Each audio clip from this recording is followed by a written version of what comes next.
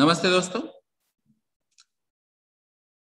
इसके पहले अभी हमने बात की है कि प्रोसेस हजार्ड क्या होता है, उसमें प्रोसेस इंस्ट्रूमेंटेशन डायग्राम क्या है, उसमें जो प्रोसेसेस रहती है यानी कि यूनिट ऑपरेशन या यूनिट प्रोसेसेस वो एग्जैक्टली क्या है और उसके अलग अलग एग्जांपल्स हमने देखे थे। अभी जो यूनिट ऑपरेशंस हम यूज कर रहे हैं और उसके रिलेटेड कुछ प्रोसेस भी हो सकती है, तो ये ऑपरेशंस की वजह से वहां पे हजार्ड्स क्या हो सकते हैं। अगर ये आपने हजार्ड्स फाइंड आउट किया तो हजार्ड्स को आपको कंट्रोल कैसे करना है। अगर आपके पास कंट्रोल टेक्निक नहीं है या फिर कुछ टेक्निक आपने अडॉप्ट भी कर लिए, तो उसके अलावा वहां पे कुछ प्रिकॉशनरी मेजर्स या प्रिवेंटिव मेजर्स आप ले सकते हैं क्या। अगर ये इनोवेटिव प्रोसेस है, कुछ नई प्रोसेस है, तो आपको प्रिकॉशनरी मेजर्स या प्रिवेंटिव मेजर्स जो है आपको वहां पे तैयार करने होगी। अगर आपके पास ऑलरेडी ये ओल्ड प्रोसेस है तो आप ये प्रोसेस यूज कर सकते हैं। तो अभी हम देखने जा रहे हैं कि एग्जैक्टली हजार्ड्स वहां पे क्या हो सकती है, ऑपरेशन ओरिएंटेड, उसको कंट्रोल कैसे करते हैं और उसके प्रिकॉशनरी या प्रिवेंशन टेक्निक क्या है। तो वहां पे हजार्ड्स हो सकते हैं mechanical hazards, reaction hazard, environment hazard, या फिर कुछ टॉक्सिक केमिकल्स, या फिर फ्लेमेबिलिटी हजार्ड। तो ये अलग अलग हजार्ड्स यहाँ पे ये ऑपरेशन ओरिएंटेड कोई भी इंडस्ट्रीज में कोई भी प्रोसेस में पॉसिबल है। तो मैकेनिकल हजार्ड्स का क्या एग्जांपल है, प्रेशर रिलीज। अगर वहां पे कॉम्प्रेस्ड एयर आप यूज कर रहे हैं, कॉम्प्रेस्ड गैसेस आप यूज कर रहे हैं, तो वहां पे प्रेशर रिलीज होने के चांसेस, तो ये है मैकेनिकल हजार्ड्स। अगर यहाँ पे प्रेशर एक्सेस में है और यहाँ पे अगर आपके कुछ वेल्डिंग पॉइंट्स है या फिर कुछ वीक पॉइंट्स है, तो वहां से ये गैसेस लीक होने के चांसेस है, तो ये भी मैकेनिकल हजार्ड्स है। अगर यहाँ पे टेम्परेचर हायर साइड पे या फिर आप बर्निंग प्रोसेस, कंबशन प्रोसेस, ऐसे कुछ अलग अलग प्रोसेस आप यूज कर रहे हैं, तो वहां पे बर्निंग के चांसेस है, तो ये भी मैकेनिकल हजार्ड्स में आए। अगर आपकी कोई ऐसी प्रोसेस है जिसकी वजह से वाइब्रेशन या नॉइज जनरेट होता है, जैसे कि कुछ कॉम्प्रेसर्स है जो नॉइज जनरेट करते हैं, या फिर कुछ ग्राइंडिंग प्रोसेस है, कुछ कटिंग ऑपरेशन है, कुछ प्रेस यूज करते हैं, तो वहां पे नॉइज जनरेट होने के चांसेस, तो ये भी मैकेनिकल हजार्ड्स। और कुछ अलग अलग इक्विपमेंट्स ही ऐसे जहां पे ऑलरेडी वो बाय डिफॉल्ट ही उसके डिजाइन में ही मैकेनिकल हजार्ड प्रेजेंट हो सकता है। या फिर अगर जो आप यूटिलिटीज इंडस्ट्रीज में यूज करते हैं, जैसे कि आप कॉम्प्रेस्ड एयर यूज कर रहे हैं, इलेक्ट्रिसिटी यूज कर रहे हैं, स्टीम यूज कर रहे हैं, या hot water, cold water use कर रहे हैं, कूलेंट यूज कर रहे हैं, ये सब यूटिलिटीज हैं। अगर यूटिलिटी के सिस्टम में ही कुछ अगर फेलियर होता है, वो भी मैकेनिकल हजार्ड कहते हैं। तो ये एक्चुअली सब मैकेनिकल ओरिएंटेड हजार्ड्स है जो आपके ऑपरेशंस में वहां पे इन्वॉल्व हो सकते हैं। उसके अलावा जो रिएक्शन हजार्ड है, जैसे कि अभी हमने देखा है कि कुछ रिएक्शंस वहां पे हो सकती है आपके प्रोसेस में, तो कुछ रिएक्शन एक्सोथर्मिक रिएक्शन हो सकती है। एक्सोथर्मिक रिएक्शन या एक्सोथर्म्स केमिकल्स, इसका मीनिंग क्या है कि जहां पे हीट जो है वो हीट इवॉल्व होगी, तो जो भी रिएक्शन होगी, जो भी प्रोसेस आपकी रहेगी, जिसकी वजह से वहां पे हीट बाहर आएगी। अगर हीट बाहर आता है तो वहां पे जो टेम्परेचर है आपका रिएक्शन का, इक्विपमेंट का, वो टेम्परेचर बढ़ने वाला है। तो यहाँ पे ये एक्सोथर्म्स या एक्सोथर्मिक रिएक्शन वहां पे पॉसिबल है, और ये भी आपको रिएक्शन की वजह से आ सकती है। इसके अलावा कुछ केमिकल जो है वो इनकम्पेटेबल केमिकल्स हो सकते हैं, यानी कि जैसे अगर हमने अगर एग्जांपल देखा है तो सोडियम मेटल है और वाटर केमिकल है। तो ये सोडियम मेटल अगर आप वाटर के साथ रिएक्ट करते हैं तो यहाँ पे एक्सोथर्मिक रिएक्शन आती है, और ये एक्सोथर्मिक रिएक्शन जो है, अगर आपके स्किन को अगर ये कोई केमिकल टच करता है, जैसे कि ये सोडियम मेटल, तो वहां पे स्किन बर्न होने के चांसेस, तो ये भी हजार्ड है। तो आपको पहले ही ये मालूम चाहिए कि ये कंपैटिबिलिटी क्या है, यानी कि सोडियम मेटल वाटर के साथ इनकम्पैटिबल है। ठीक है, तो ऐसे अलग अलग केमिकल्स आपको मालूम होने चाहिए जो इनकम्पैटिबल है। ठीक है, तो कुछ रिएक्शंस में वहां पे साइड रिएक्शंस भी हो सकती है, जैसे कि जो रिएक्शन आपको रिक्वायर्ड नहीं है फिर भी वो रिएक्शन होके कुछ बाय प्रोडक्ट या वेस्ट फॉर्म हो सकते हैं, तो ये रिएक्शन भी आपको कंट्रोल करना है जिसकी वजह से आपको प्रॉब्लम आ सकता है, तो ये भी रिएक्शन हजार्ड है। या फिर अगर जो फीड रेशियो रहता है, जैसे कि अभी हमने अगर बताया कि A+B दैट गिव्स C+D, ऐसे अगर एक जनरल रिएक्शन हम देखेंगे तो ये A और B का जो रेशियो है वो फिक्स रहता है। अगर हम यहाँ पे देखेंगे कि 6:4 ये इसका प्रोपोर्शन है, तो ये 60% A और 40% B ही रिएक्ट होके जाना चाहिए। अगर इसमें से कुछ भी प्लस में जाता है या कुछ भी माइनस में जाता है तो भी रिएक्शन की वजह से प्रॉब्लम हो सकता है। ठीक है, जैसे कि अगर हमने कंबशन रिएक्शन देखी और कंबशन में अगर हाइड्रोकार्बन्स आपका ज्यादा है और ऑक्सीजन कम है, यानी कि एयर सप्लाई कम है, तो वहां पे इनकम्प्लीट कंबशन होके कार्बन मोनोऑक्साइड जनरेट होने के चांसेस ज्यादा है। आपको चाहिए एक्चुअली कार्बन डाइऑक्साइड, लेकिन यहाँ पे आ रहा है कार्बन मोनोऑक्साइड जो कि ज्यादा टॉक्सिक है कार्बन डाइऑक्साइड के हिसाब से, तो फीड रेशियो पे भी आपको ध्यान देना है, या फिर रिएक्शन हजार्ड वहां पे जनरेट हो सकता है। या फिर जो रेट है रिएक्शन का रेट, जैसे कि first order, second order, third order, fourth order, ऐसे अलग अलग रेट ऑफ रिएक्शंस रहती है, तो ये ऑर्डर्स भी रहती है, हम उसको स्टडी कर सकते हैं। तो ये रेट ऑफ रिएक्शन जो है वो भी आपको कंट्रोल करना है, ये एक्चुअली केमिकल रिएक्शन इंजीनियरिंग का पार्ट है, तो वो R&D वाले ज्यादा करके देखते हैं इसको। तो ये प्रोसेस के रेट्स भी आपको ठीक तरह से कंट्रोल करना है, या फिर यहाँ पे हजार्ड्स के चांसेस रहेंगे। उसके अलावा है एनवायरमेंट हजार्ड्स। तो एनवायरमेंट हजार्ड आपको मालूम है कि जैसे अलग अलग पोल्यूशन के चांसेस, जैसे यहाँ पे एयर पोल्यूशन है या वाटर पोल्यूशन है या फिर नॉइज पोल्यूशन है, या फिर एनवायरमेंट में कुछ ऑर्डर प्रॉब्लम्स आ सकते हैं, जैसे कि कुछ पंजेंट स्मेल के कुछ केमिकल्स एनवायरमेंट में आ सकते हैं, या फिर कुछ एनवायरमेंट में बन सकते हैं कुछ रिएक्शन की वजह से, या फिर कुछ केमिकल्स की स्पिलेज भी हो सकती है, चाहे वो ड्रम थ्रू हो या फिर आप कन्वेयर थ्रू आप कर रहे हैं या रिएक्टर थ्रू कर रहे हैं, पाइपलाइन थ्रू कर रहे हैं, तो ये भी आपको स्टडी करना है। अभी इसके अलावा अगर आप देखेंगे प्रॉपर्टीज, तो ये है टॉक्सिक प्रॉपर्टीज के, अगर आप यूज कर रहे हैं केमिकल्स तो वहां पे टॉक्सिसिटी एज अ हजार्ड जा सकता है।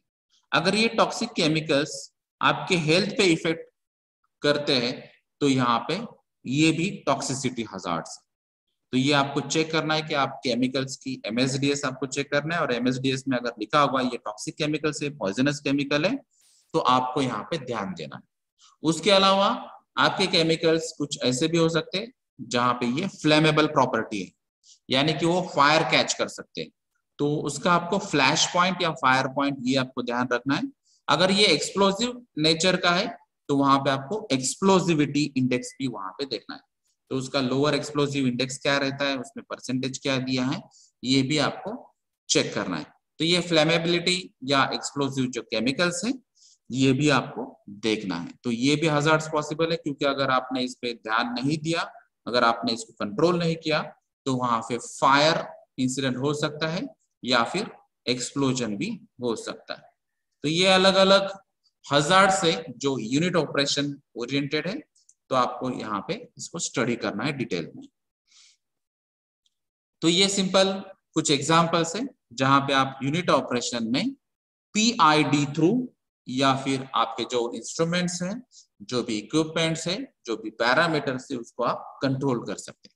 जैसे यहाँ पे एग्जांपल दिया है लेवल कंट्रोल का, ठीक है, तो आपके अगर जो भी रिएक्टर्स रहेंगे या फिर स्टोरेज रहेगा तो वहां पे जो भी केमिकल्स आपको यूज करना है तो वो केमिकल्स का एक मैक्सिमम लेवल रहता है। जैसे कि नॉर्मली आप अगर केमिकल इंडस्ट्रीज में देखेंगे तो नॉर्मली ये रिएक्टर्स जो रहते हैं वो 75% तक ही इसको फील करते हैं, तो जो भी इसका वॉल्यूम रहेगा तो जनरली इसको 75% तक फील करते हैं और उसके बाद में ही रिएक्शन होती है। तो ये जो लेवल है तो उसको सेट पॉइंट कहते हैं, तो ये सेट पॉइंट हम यहाँ पे डिफाइन कर सकते हैं। तो जो भी आपका सिमुलेशन सॉफ्टवेयर रहेगा या फिर आपके पास जो भी DCS SCADA जैसे सिस्टम्स रहेंगे या फिर कंप्यूटराइज सिस्टम्स रहेंगे, तो इसकी हिसाब से आप ये सेट पॉइंट आप सेट कर सकते हैं। अगर आपने इसका लेवल सेट कर लिया कि मैक्सिमम लेवल क्या है और मिनिमम लेवल भी क्या है, क्योंकि कई जगह आपको हीटर भी यूज करना पड़ता है। तो अगर आप हीटर यूज कर रहे हैं तो वहां पे ये जो हीटर्स या फिर उसके जो कॉइल्स रहेंगे, तो कॉइल्स के ऊपर ही आपकी लेवल चाहिए। तो आपको मिनिमम लेवल और मैक्सिमम लेवल दोनों पे ध्यान देना है और इसके बीच में ही उसका लेवल चाहिए। तो ये आप set point, lower set point और हायर सेट पॉइंट आप सेट कर सकते हैं। और फिर आपका जो इंस्ट्रूमेंट है, ये इंस्ट्रूमेंट आपको इंडिकेट करेगा या फिर LIC यानी कि लेवल इंडिकेटर और कंट्रोलर। तो ये लेवल इंडिकेटर और कंट्रोलर भी आप यहाँ पे यूज कर सकते हैं। अभी ये एक्चुअली सिंबल क्या इंडिकेट कर रहा है, तो इसका आप मीनिंग जान लीजिए। जैसे कि यहाँ पे ये LIC दिखा है, तो LIC क्या करता है, यहाँ से ये सेंस करता है, यहाँ पे सेंसर बिठाया रहता है। तो ये इलेक्ट्रॉनिक सेंसर्स रहे कि जो भी इसका लेवल रहेगा रिएक्टर का, लिक्विड का रिएक्टर में, तो वो लेवल की हिसाब से आपको ये इंडिकेट करेगा कि यहाँ पे इतना लेवल है। और ये जो इनपुट है यहाँ से ये वॉल को दिया जाएगा। तो ये वॉल को क्यों दिया जाता है, क्योंकि ये जैसे ये रिएक्शन होती है या कुछ ऑपरेशन रहता है, उसके बाद में ये प्रोडक्ट यहाँ पे बाहर जा रहा है। और ये एक्चुअली आउटपुट जो है, तो ये आउटपुट डिसाइड करने वाला वॉल। तो अगर यहाँ पे लेवल कम उन्होंने बताया, आपका लेवल ऑलरेडी कम है, तो ये यहाँ से इसको सिग्नल देगा वॉल को कि ये वॉल क्लोज किया जाए। अगर ये वॉल क्लोज किया जाता है तो उसके बाद में ये लेवल है उसका थोड़ा मेंटेन रहेगा और उसमें जो भी इनपुट है ये इनपुट आते रहेगा। तो ये जो आपका लेवल पहले कम था, ये अभी जो आपका सेट पॉइंट रहेगा उस हिसाब से वो आ जाएगा। जैसे ही ये आपके सेट पॉइंट के हिसाब से कंट्रोल में आता है, उसी हिसाब से ये वापस यहाँ से सिग्नल देगा कि अभी वॉल आपका नॉर्मल ऑपरेशन में ला सकते। तो ये वॉल अभी क्लोज जो था अभी ओपन कर सकते हैं। तो जो भी यहाँ पे लेवल रहेगा उस हिसाब से ये वॉल का ओपनिंग या क्लोजिंग जो ऑपरेशन है ये ऑटोमेटिक कंट्रोल कर सकते हैं। तो ये एक सिंपल एग्जांपल था जिसमें हम लेवल कंट्रोल कर सकते हैं इंस्ट्रूमेंट के हिसाब से या जो भी इंस्ट्रूमेंटेशन और कंट्रोल के जो पैरामीटर्स है उसके हिसाब से। तो इसकी वजह से क्या होगा, तो अगर ये लेवल एक्सेस होती है तो यहाँ पे लेवल एक्सेस की वजह से आपके जो केमिकल्स है वो ओवरफ्लो हो सकते हैं। और ओवरफ्लो होने के बाद ये अगर जो भी आपके इक्विपमेंट से, इंस्ट्रूमेंट से या फिर यहाँ पे आजू बाजू में जो भी रहेगा उस पे ये केमिकल गिर सकते हैं, जिसको हम स्पिलेज कर सकते हैं या स्पिलेज कह सकते हैं या फिर ओवरफ्लो केमिकल कह सकते हैं। तो अगर ये केमिकल ओवरफ्लो होता है, अगर केमिकल के जो भी कैरेक्टरिस्टिक्स है, जैसे कि अगर हमने बताया यहाँ पे कि ये एसिडिक है, तो ये एसिड जो भी इंस्ट्रूमेंट से, इक्विपमेंट से या फिर आजू बाजू में मटेरियल रहेगा या फिर मैन पावर रहेगी, तो उस पे ये अटैक करके ये एक्चुअली वहां पे डैमेज हो सकता है। तो इंस्ट्रूमेंट भी डैमेज हो सकती है, प्रॉपर्टी डैमेज हो सकता है। अगर वहां पे ह्यूमन बींग्स काम कर रहे तो उनको भी हेल्थ इफेक्ट एडवर्स हो सकते हैं। तो ये आप कंट्रोल कर सकते हैं। ये ओवरफ्लो का एग्जांपल दिया मैंने। अगर ये लेवल अंडर फ्लो है, यानी कि जो भी लेवल मिनिमम लेवल थी उसके नीचे है और यहाँ पे हम एक्चुअली हीटिंग प्रोसेस के लिए कॉइल यूज कर रहे हैं, तो ये अगर बिलो द मिनिमम लेवल अगर जाता है तो ये जो कॉइल है यहाँ पे लिक्विड ही नहीं है, तो ये नॉर्मली एयर में आ जाएगा। और एयर में अगर कॉइल आता है तो उसका टेम्परेचर बहुत ज्यादा बढ़ के वो ब्लास्ट होता है, तो ये रिएक्टर भी ब्लास्ट हो सकता है। तो ऐसे बहुत अलग अलग एग्जांपल्स है जिसमें आपको यूनिट ऑपरेशन पढ़ना है, उसके हजार्ड आइडेंटिफाई करना है और उस हिसाब से आपको इंस्ट्रूमेंट उसको इंस्टॉल करना है, और जिसकी वजह से आप ये प्रोसेस का जो हजार्ड है वो मिनिमाइज कर सकते हैं या फिर उसको कंट्रोल कर सकते हैं। तो ये कंट्रोलिंग का एक एग्जाम्पल था। ये सेकंड एग्जाम्पल है जिसमें आप अभी देख सकते हैं कि अगर आपका प्रेशर हजार्ड है तो प्रेशर हजार्ड आपके प्रोसेस में है, तो आप प्रेशर कंट्रोल करने के लिए जो भी वेपर प्रेशर रहेगा या गैसियस प्रेशर रहेगा, तो उसके लिए भी आप ये इंस्ट्रूमेंट यहाँ पे यूज कर सकते हैं। जैसे यहाँ पे प्रेशर इंडिकेटर एंड कंट्रोलर है, तो वेपर प्रेशर या गैस प्रेशर रहेगा, वो इंडिकेट करेगा, कंट्रोल करेगा। और जैसे कि इसके पहले भी हमने पढ़ा था, ये सिग्नल्स ऑटोमेटिक यहाँ पे जाएंगे और उस हिसाब से ये जो वॉल है वो वॉल को हम कंट्रोल कर सकते हैं। उसके अलावा जो स्क्रबर सिस्टम्स रहते हैं उसमें भी हम कुछ गैसेस यूज करते हैं, उसमें भी प्रेशर इंक्रीज हो सकता है, वहां पर भी ये प्रॉब्लम आ सकता है। तो ये स्क्रबर सिस्टम यानी कि एब्जॉर्प्शन जिसको हम फिनोमेना बोलते हैं, तो ये एब्जॉर्प्शन कॉलम जहां पे रहते हैं वहां पर भी ये इशू आ सकता है प्रेशर का। या फिर जो कंडेंसर्स रहते हैं, अगर प्रेशराइज कंडेंसर्स है तो वहां पर भी ये इशू आ सकते हैं। तो ये भी एक डायग्राम है जहां से आपको पता चलता है कि आप प्रेशर इंडिकेट करेंगे, वो सेंस करेगा और वो कंट्रोल भी कर सकता है वॉल को, और वॉल के थ्रू आप ये जो कंडेंसर है, ये कंडेंसर का प्रेशर आप कंट्रोल कर सकते हैं। उसके अलावा अगर आपको एग्जांपल देखने, तो ये भी कंडेंसर का ही प्रेशर कंट्रोलिंग का डिवाइस। तो यहाँ पे जो लिक्विड लेवल वैरी होती है कंडेंसर में, क्योंकि हम क्या कर रहे हैं, वेपर टू लिक्विड कन्वर्ट कर रहे हैं। तो वेपर टू लिक्विड कन्वर्ट करते टाइम आपका जो प्रेशर है वो आपको मेंटेन करना है, क्योंकि अगर आपको कंडेंसर इक्विपमेंट या कंडेंसेशन प्रोसेस अगर आपको मालूम नहीं रहेगी, तो मैं आपको बताता हूँ। कंडेंसर ऐसा इक्विपमेंट है, ऐसा हीट एक्सचेंज इक्विपमेंट है जहां पे प्रेशर और टेम्परेचर कांस्टेंट होता है, लेकिन जो वेपर्स है या गैसेस है वो लिक्विड में कन्वर्ट होते हैं। यानी कि ये actually vapour to liquid phase change यहां पे हो रहा है, लेकिन टेम्परेचर और प्रेशर यहाँ पे कोई चेंज नहीं। तो प्रेशर और टेम्परेचर आपको कांस्टेंट रखना है, सिर्फ आपको फेज चेंज करना है वेपर टू लिक्विड। तो ये कंडेंसर का मेन काम है, और इसी वजह से ये प्रोसेस फ्लूइड जो आएगा यहाँ पे वो उसको सिर्फ वेपर में कन्वर्ट करना है। तो यहाँ पे ये कूलेंट सप्लाई किया जाता है, जो भी इसका टेम्परेचर है वो उसको मेंटेन करना है, और उसी हिसाब से आपको टेम्परेचर और प्रेशर की डायरेक्ट रिलेशनशिप है।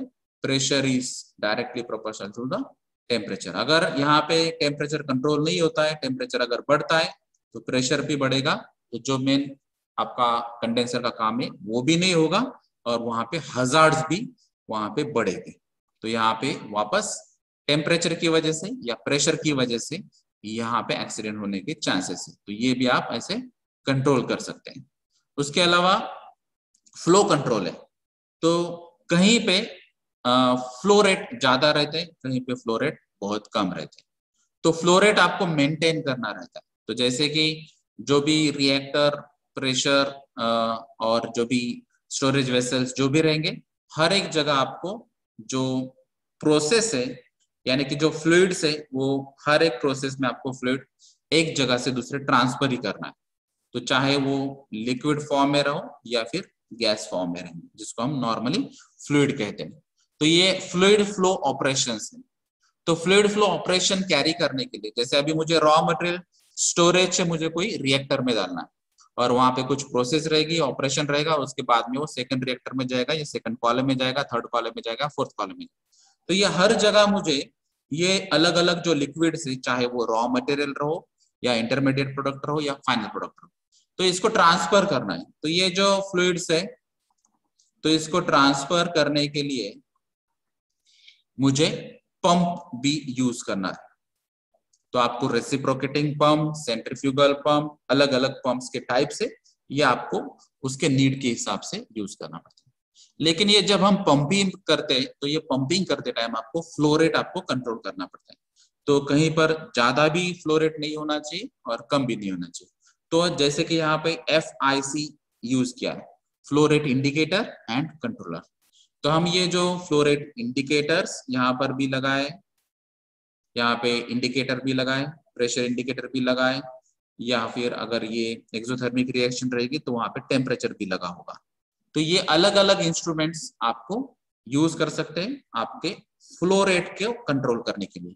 तो ये अगर वॉल को अगर आपको कंट्रोल करना है, क्योंकि वॉल थ्रू ही आपका main flow rate plus minus होगा, तो अगर वॉल को कंट्रोल करना है तो सबसे पहले आपको इंडिकेट या सेंस करना पड़ेगा कि एग्जैक्टली फ्लो रेट क्या है, और उसके बाद में ये जो डॉटेड लाइन दिखाई देती है आपको हर टाइम, तो ये डॉटेड लाइन का मीनिंग है ये सिग्नल्स।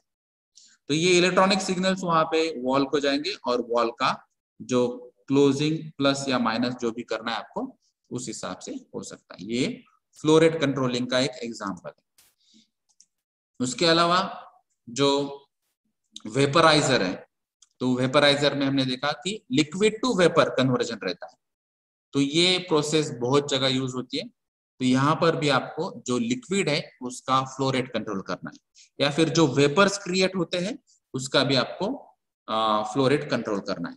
तो ये कंट्रोलिंग के लिए चाहे वो लिक्विड रहो या फिर वेपर्स, तो ये कंट्रोलिंग करने के लिए वापस से आपको अलग अलग इंस्ट्रूमेंट्स आपको यूज करना पड़ेंगे। जैसे यहाँ पे LIC भी है, यानी कि लिक्विड भी आपको लेवल कंट्रोल करना है, और ये जो लिक्विड लेवल है उस हिसाब से जो वॉल है उसका वो भी आप कंट्रोल कर सकते हैं, उसका टेम्परेचर भी कंट्रोल करना है, या फिर अलग अलग जो वॉल से फ्लो रेट के लिए वो भी आपको कंट्रोल करना है। यानी जो लिक्विड्स है उसका भी आपको कंट्रोल करना है, जो वेपर्स है उसका भी आपको कंट्रोल करना है। तो ये सब कंट्रोल करने के लिए आपको अलग अलग इंस्ट्रूमेंट्स यहाँ पे यूज करने, जो यहाँ पे सिंबल थ्रू बताए देते हैं। अलग जो प्रोसेस है उसमें आपको मेजर, जैसे हमने पढ़ा था कि हीट एक्सचेंजर इक्विपमेंट है, तो ये हीट एक्सचेंजर इक्विपमेंट्स में आपको चाहे वो हॉट वाटर या हॉट प्रोसेस फ्लूइड रहेगा, कोल्ड प्रोसेस फ्लूइड रहेगा, जो भी यूटिलिटी रहेगी वो आपको यहाँ पे यूज करना है। तो ये सिंबल एक्चुअली हीट एक्सचेंजर का है। तो ये जो भी प्रोसेस फ्लूइड यहाँ से पास होगा उसको एक तो हीट करना है या फिर कूल करना है, कंडेंस करना है, जो भी करना है, तो उसको आपको कंट्रोल्ड में रखना है। तो ये कंट्रोल में रखने के लिए आपको टेम्परेचर कंट्रोल करना पड़ेगा। तो ये टेम्परेचर कंट्रोलिंग करने के लिए भी आपको अलग अलग इंस्ट्रूमेंट्स यूज करना पड़ेगा। ठीक है, उसके अलावा ये है हीट एक्सचेंजर जनरलाइज बताए, जो हमने पहले ही पढ़ा है। तो ये यहाँ पे आपको सिंबल से पता चलेगा कि ये टेम्परेचर इंडिकेटर है, कंट्रोलर है, और ये हीट एक्सचेंजर्स में आप यूज कर सकते हैं। उसके अलावा ये एग्जाम्पल है एयर कूलर का। तो कुछ इंडस्ट्रीज में एयर कूलिंग भी प्रोसेस रहती है, तो अगर आपको एयर कूल करना है तो आपको फैन यूज करना पड़ेगा या फिर ब्लोअर यूज करना पड़ेगा, और ये फैन की आपकी जो स्पीड है वो भी आपको कंट्रोल करना है। उसके बाद में आपका उसका जो टेम्परेचर है वो भी आपको कंट्रोल करना है। जैसे कि यहाँ पे टेम्परेचर कंट्रोलिंग भी यहाँ पे दिखा है, और उस हिसाब से ये फैन को आपको कंट्रोल करना है। अगर यहाँ पे उन्होंने सेंसर से पता चला आपको कि यहाँ पे टेम्परेचर बहुत ज्यादा है तो आपको फैन की स्पीड बढ़ाना पड़ेगी। यहाँ पे अगर टेम्परेचर बहुत ही कम है तो आपको फैन की स्पीड कम करना। तो जो भी रिक्वायरमेंट है उस हिसाब से आपको जो सेट पॉइंट है आपके, वो सेट पॉइंट के हिसाब से ये सब प्लस माइनस कर सकते हैं आप, या फिर आपके पास सेंसर्स और इलेक्ट्रॉनिक्स इंस्ट्रूमेंट्स और इक्विपमेंट्स है तो आप इसके थ्रू भी आप ये सब हजार्ड्स और रिस्क आप ये कंट्रोल कर सकते हैं। अब ये जनरलाइज गाइडलाइन है जो हम जनरली सभी जगह पढ़ते हैं कि अगर आपके यहाँ पे हजार्ड्स है तो उसको कंट्रोल करने के लिए आपको ये अलग अलग प्रोसेस ऑपरेशंस आप वहां पे कैरी कर सकते हैं। जैसे कि यहाँ पे सबसे पहले दिया है, अगर आपको हजार्ड कंट्रोल करना है तो आप वो हजार्ड को इलिमिनेट करो, यानी कि यहाँ पे फिजिकली रिमूव करना यही सबसे अच्छी बात है। जैसे कि अगर यहाँ पे आपके पास एक्सप्लोसिव केमिकल्स आप यूज कर रहे हैं तो वो एक्सप्लोसिव केमिकल की जगह दूसरा कोई केमिकल सब्स्टिट्यूट रहता है तो वही उसको यूज करो, यानी कि जो एक्सप्लोसिव केमिकल्स है उसको रिमूव करो। या फिर आपके प्रोसेस में ही ऐसा कुछ इक्विपमेंट है जिसकी वजह से हर टाइम एक्सीडेंट्स का प्रॉब्लम होता है या फिर प्रोबेबिलिटी ज्यादा रहती है, वो इक्विपमेंट ही आप रिमूव करो, उसकी जगह कोई सब्स्टिट्यूट प्रोसेस ढूंढो और वो चेक करो। तो ये है सबसे अच्छा तरीका हजार्ड्स कंट्रोल करने के लिए, इलिमिनेशन। अगर ये पॉसिबल नहीं है, अगर आप इलिमिनेट नहीं कर पाते, उसका सब्स्टिट्यूट ढूंढ नहीं पाते, तो आपको इंजीनियरिंग कंट्रोल भी कर सकते हैं। जैसे कि मैंने बताया कि ये इलिमिनेट कर दो, अगर ये नहीं हो पाता है तो सब्स्टिट्यूट करो, या फिर जो सीवियर हजार्ड्स था वो सीवियर हजार्ड्स का थोड़ा लो हजार्ड लेवल पे या कम हजार्ड लेवल पे उसको लेके आओ, यानी कि आपका जो रिस्क है वो रिस्क कम हो जाए। जैसे मैंने अभी बताया कि carbon monoxide is more toxic than the carbon dioxide, तो जहां पे कार्बन मोनोऑक्साइड जनरेट हो रहा है तो ऑक्सीजन ऐड करके उसका CO2 कन्वर्जन करो, या फिर जो आपके हाइड्रोकार्बन है उसको सब्स्टिट्यूट ढूंढो। जैसे कि अभी हाइड्रोकार्बन यानी कि फोसाइल फ्यूल से उसकी जगह हमने अगर रिन्यूएबल एनर्जी सोर्सेस यूज किए, जैसे कि सोलर एनर्जी, विंड एनर्जी है, तो आपका ये जो CO या CO2 का जो कन्वर्जन है वो होगा ही नहीं। तो ये सब्स्टिट्यूशन मेथड है। अगर ये भी आपका सोल्यूशन नहीं है तो आपको इंजीनियरिंग कंट्रोल करना पड़ेगा, यानी कि जो भी प्रोसेस रहेगी आपके, जो भी इक्विपमेंट्स रहेंगे, उसको आप तो एक तो आइसोलेट कर सकते हैं जिसको हम आइसोलेशन प्रोसेस कहते हैं, तो वो पर्टिकुलर इक्विपमेंट या प्रोसेस या डिपार्टमेंट उसको सेपरेट आउट कर दो, और सेपरेट आउट करने की वजह से अगर उसमें एक्सीडेंट भी होता है तो उसका इम्पैक्ट ओवरऑल इंडस्ट्री में नहीं होना चाहिए, प्रॉपर्टी डैमेज कम से कम होना चाहिए, मैन पावर लॉसेस कम से कम होना चाहिए, इसका ध्यान आपको रखना है। ये इंजीनियरिंग कंट्रोल है। अगर ये भी आपके पास पॉसिबल नहीं है तो एडमिनिस्ट्रेटिव आपको कंट्रोल करना पड़ेगा। तो जो भी मैन पावर आपके पास है और जो उसके पास प्रोसेस उनको बताई गई है SOPs, तो शायद आपको वो SOPs चेंज करना पड़ेगा। तो ऐसे आपको प्रोसेस या ऑपरेशंस की प्रोसेस अलग अलग एडमिनिस्ट्रेटिव कंट्रोल थ्रू करना पड़ेगी, जिसकी वजह से आपका जो इंजरी है वो इंजरी रेट कम होगा, या सिविरिटी ऑफ इंजरी कम होगी, या फिर जो मैन पावर के फैटेलिटी थ्रू लॉसेस रहते वो कम से कम होंगे। ये आपको ढूंढना पड़ेगा एडमिनिस्ट्रेटिव कंट्रोल थ्रू। अगर आप ये भी नहीं कर पाते तो लास्ट ऑप्शन है पर्सनल प्रोटेक्टिव इक्विपमेंट, यानी कि PPE।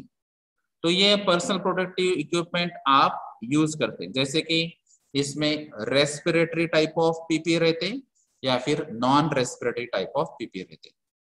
तो यहाँ पे अगर hard hat, helmets, goggles, shoes, ऐसे अलग अलग आप इक्विपमेंट्स यूज करते हैं जो रेस्पिरेशन से रिलेटेड नहीं है, और अगर रेस्पिरेशन के रिलेटेड कुछ इश्यूज है आपके यहाँ पे, हजार्ड से रिस्क है, जैसे कि यहाँ पे केमिकल से, कुछ टॉक्सिक केमिकल से अगर आपके वर्क एनवायरनमेंट में वहां पे जनरेट होते होंगे या फिर प्रोसेस में आपको यूज करना पड़ता है, तो आपको रेस्पिरेटरी टाइप ऑफ PP जैसे कि एयर रेस्पिरेशन या फिर प्यूरिफाइड एयर रेस्पिरेशन सिस्टम्स या फिर ऑक्सीजन कार्ट्रिज सिलेंडर्स या फिर SCBA self contain breathing apparatus, ऐसे आपको यूज करना पड़ेगा। तो ये आपको हायरार्की चेक करना है, और सबसे पहले आपको ये फर्स्ट अटेम्प्ट करना है। अगर ये पॉसिबल नहीं है तो सेकंड चेक करना है, थर्ड चेक करना है, फोर्थ चेक करना है। अगर ये कुछ भी नहीं है तो लास्ट में आपको PPs अडॉप्ट करना है। तो आपको ये अलग अलग टेक्निक्स है जहां से आपको जो भी आपके हजार्ड से उसको कंट्रोल करना है। अभी इसके अलावा प्रिकॉशनरी या प्रिवेंटिव मेजर्स आप क्या ले सकते हैं? तो आप जो भी डिजाइन है आपका प्रोसेस का, तो प्लांट डिजाइन करते टाइम में आपको कुछ फीचर्स आपको देखना है वहां पे, जिसकी वजह से ये हजार्ड जो है वो हजार्ड्स वहां पे मिनिमाइज हो सकते हैं। तो आपकी जो प्रोसेस इंस्ट्रूमेंटेशन डायग्राम है वो फाइनलाइज करते टाइम में आपको कुछ बातें शायद ध्यान में आ सकती है, और जिसकी वजह से आप वहां पे कुछ कंट्रोल सिस्टम वहां पे बिठा सकते हैं। तो अगर आपके सेफ्टी ओरिएंटेड कुछ कंट्रोल सिस्टम है, जैसे कि मैंने बताया था, इस कुछ सेफ्टी वॉल्व्स है या फिर फ्यूजिबल प्लग सिस्टम्स है या फिर टेम्परेचर कंट्रोलिंग सिस्टम है, प्रेशर कंट्रोलिंग सिस्टम है, फ्लो कंट्रोलिंग सिस्टम्स है, ये आपको ध्यान में रखना है और ये डिजाइन स्टेज में ही उसको फाइनलाइज करना है। तो ये सेफ्टी इन डिजाइन उसको कहते हैं। अगर डिजाइन स्टेज में आप उसको सेफ्टी एस्पेक्ट्स आप ध्यान में रखते होंगे। अगर उसके अलावा डिजाइन करने के बाद भी तो हजार्ड्स और उसके रिलेटेड रिस्क आपको ये ढूंढना है।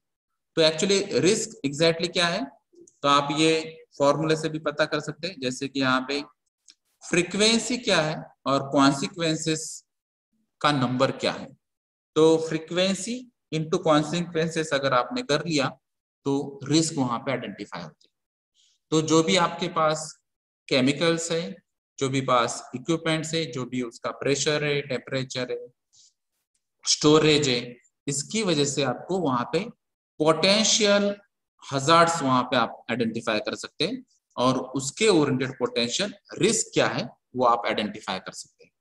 जैसे कि अगर आप एक्सप्लोसिव केमिकल्स यूज करते हैं, हजार्डस केमिकल्स यूज करते हैं और उसका स्टोरेज आपके पास ज्यादा है, तो ये जो है उसकी वजह से आपको पता चलता है कि इतना अगर एक्सप्लोसिव केमिकल्स हम यूज कर रहे हैं और उसका अगर एक्सप्लोजन होता है तो ये एक्सप्लोजन होने की वजह से क्या क्या प्रॉब्लम्स हो सकते हैं और ये एक्सप्लोजन कितनी बार हो सकता है, तो ये आप रिस्क आइडेंटिफाई कर सकते हैं।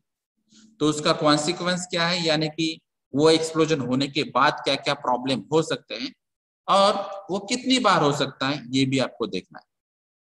तो जैसे अभी कुछ इंडस्ट्रीज में रिपीटेडली एक्सीडेंट्स होते हैं, फायर इंसिडेंट्स भी होते हैं, तो ये प्रॉब्लम्स की वजह से आपको एग्जैक्टली रिस्क क्या है ये आप फाइंड आउट कर सकते हैं। और रिस्क के अलग अलग लेवल रहते हैं, जैसे हाई रिस्क लेवल कुछ प्रोसेस रहेगी, मीडियम रिस्क रहेगी, लो रिस्क रहेगी, तो ये रिस्क भी आप फाइंड आउट करके फिर आप उसका कंट्रोलिंग का थॉट प्रोसेस कर सकते हैं।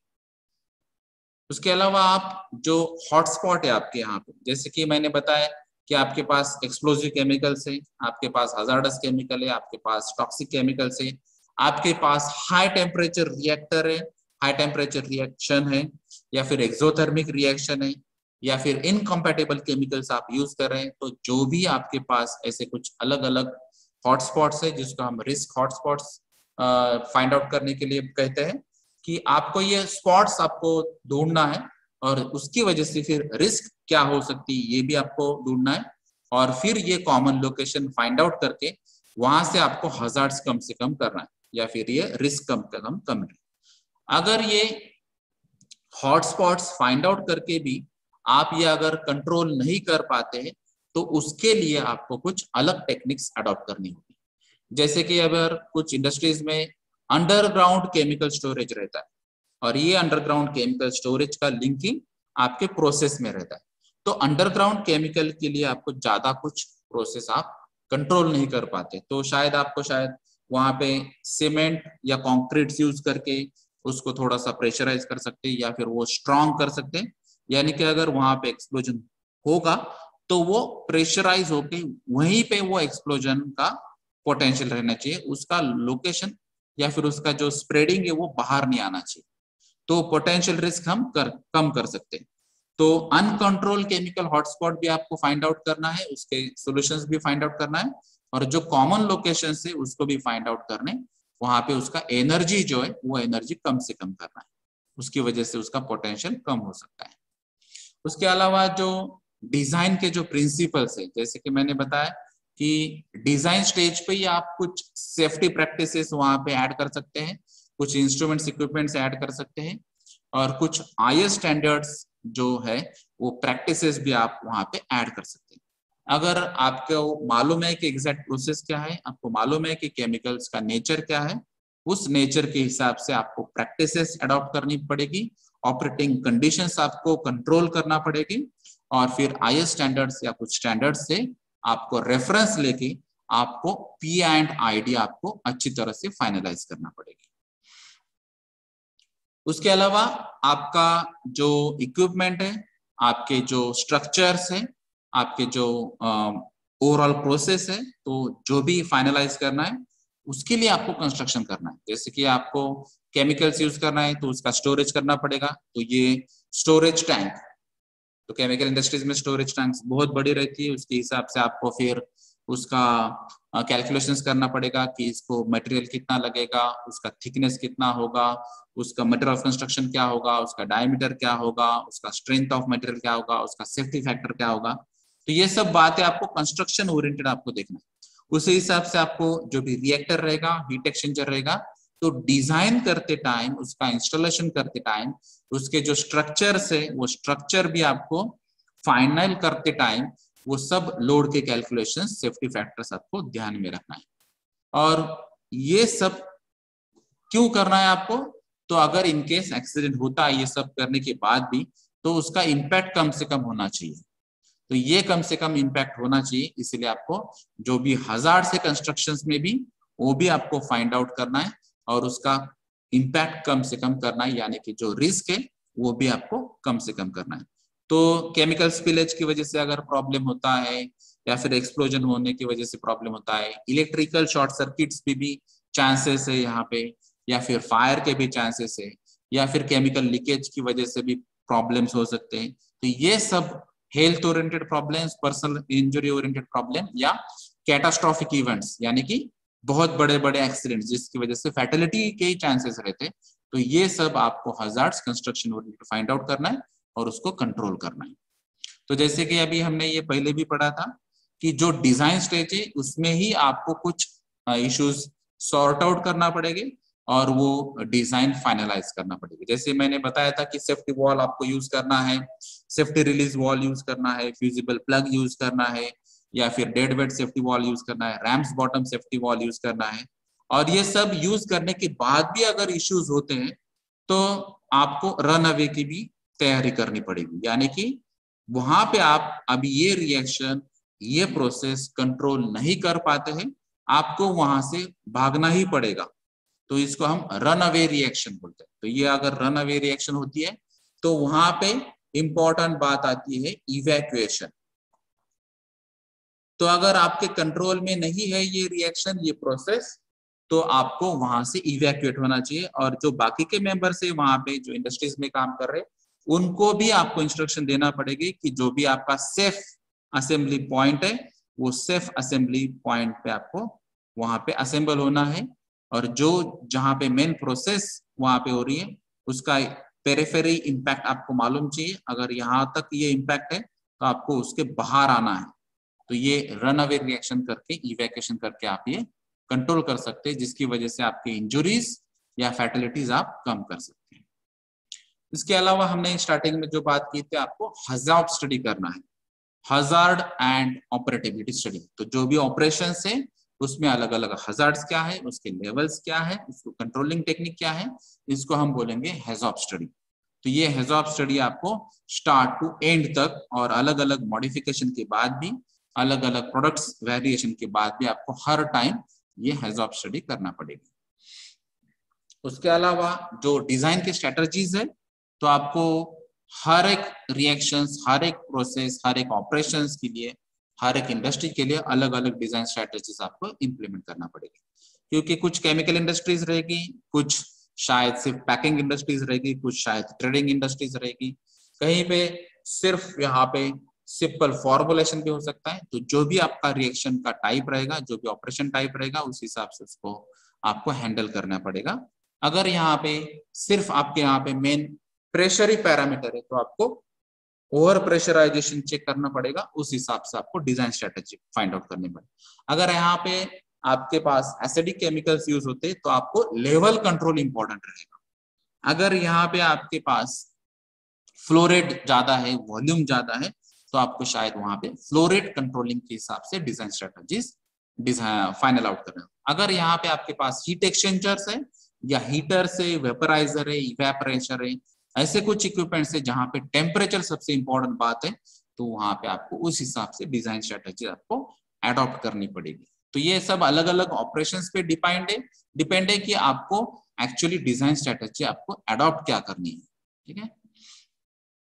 उसके अलावा अभी ये जो हम इंस्ट्रूमेंट्स की बात किया है, हमने डिजाइन की बात किया है, तो इसके अलावा भी आपको ये अलार्म्स भी सेट करना है। जैसे मैंने पहले आपको बताया था कि आपको सेट पॉइंट फाइनलाइज करना है।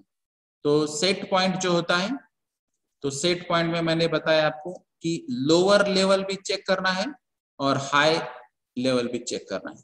तो ये लोअर लेवल से अगर कम आता है कुछ लेवल, चाहे वो प्रेशर हो, टेम्परेचर हो, या फिर आपका लेवल हो फ्लूइड का, यानी कि लिक्विड या गैसेस का, या फिर ये हाई भी जाता है तो भी प्रॉब्लम है। तो या लो जाता है लोअर से, या हायर जाता है हाई से, तो ये लिमिट्स को अगर ये क्रॉस करता है, एक्सीड करता है, तो वहां पे कुछ ना कुछ अलार्म सिस्टम चाहिए। जैसे कि कहीं पे साउंड रहता है, कहीं पे एलईडी डिस्प्ले रहता है, कहीं पे ये कॉम्बिनेशन रहता है, और कहीं पे अलार्म सिस्टम एक्टिवेट होने के बाद ऑटोमेटिक आपका कंट्रोल सिस्टम भी एक्टिवेट हो सकता है। तो ये अलग अलग अलार्म सिस्टम्स भी आप प्रोसेस में यूज कर सकते हैं, जिसकी वजह से आपको जल्दी से आप मैन्युअली भी कंट्रोल कर सकते हैं। तो ये ओवरऑल प्रोसेसेस, उसके कंट्रोलिंग, प्रिवेंशन और प्रिकॉशनरी मेजर्स हमने देखे। Thank you.